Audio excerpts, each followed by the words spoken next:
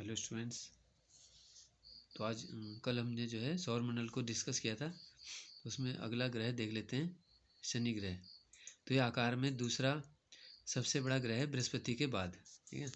और शनि ग्रह की सबसे बड़ी जो विशेषता है, इसके चारों ओर वलय का होना है ना। जो इसके आकर्षक रिंग हैं, तो उनकी संख्या जो है 7 है। और आकाश में एक पीले तारे के समान भी सैटर्न या शनि ग्रह दिखाई देता है। सबसे बड़ा जो उपग्रह इसका वो है टाइटन, जिसे सौरमंडल का दूसरा बड़ा उपग्रह कहा जाता है गैनीमेड के बाद।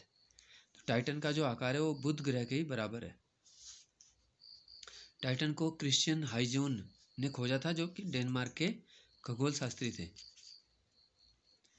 और टाइटन पूरे सौरमंडल में एकमात्र ऐसा उपग्रह है जिसका पृथ्वी के समान सघन वायुमंडल है, ठीक है। इसके बाद देखते हैं अरुण ग्रह, ठीक है, यूरेनस।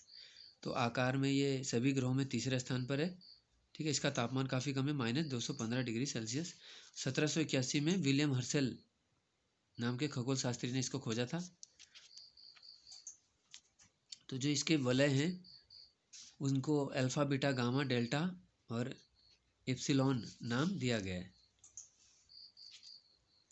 तो इसमें देखो, इसका अक्षीय झुकाव बहुत ही ज़्यादा है अरुण ग्रह का, इसलिए जो है इसको लेटा हुआ ग्रह भी कहा जाता है।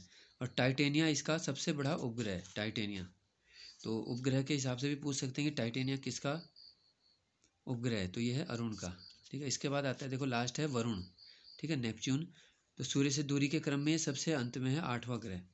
इसकी खोज 1846 में जर्मनी के जो खगोलज्ञ थे जॉन गाले ने की है। और ये खगोलीय व्यवस्था में सबसे दूर है, ठीक है। हरे रंग का ग्रह है ये, और यहाँ पे मीथेन के बादल छाए हुए रहते हैं। टिट्रॉन इसका प्रमुख जो है उपग्रह है, ठीक है। और अत्यधिक दूरी पे होने के कारण यह ठंडा है। इसके बाद एक बार ग्रहों का तुलनात्मक अध्ययन है। तो सबसे कम समय में जो परिक्रमा करता है सूर्य की, वो है बुध ग्रह, केवल 88 दिन में, ठीक है। और सर्वाधिक समय लेता है वरुण, जो अभी बताया हमने। तो उसका लगभग 165 वर्षों का समय है, ठीक है। यह है परिक्रमण समय, जो जिसको हम बोलते हैं रिवॉल्यूशन।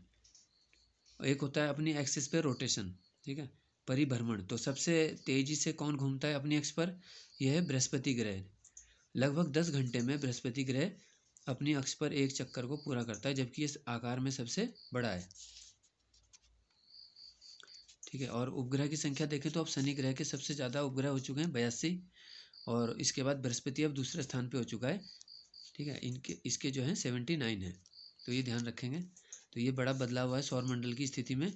उपग्रहों की संख्या में शनि ग्रह अब पहले स्थान पर है, ठीक है। इसके बाद देखते हैं क्षुद्र ग्रह, मंगल और बृहस्पति। ये पूछा जाता है किन दो ग्रहों के बीच में क्षुद्र ग्रह की जो है बेल्ट पाई जाती है। तो ये है मंगल और बृहस्पति के बीच में छोटे छोटे आकाशीय पिंड घूमते हैं, इन्हें एस्ट्रॉयड या क्षुद्र ग्रह कहा जाता है। एक ही क्षुद्र ग्रह है जो हमें बिना दूरबीन के दिखता है, वो है फोर वेस्टा, ठीक है। इसके बाद है कुछ प्रमुख खगोलीय घटनाएं, ठीक है। जैसे होता है देखो उपसौर, ये बहुत इंपॉर्टेंट है।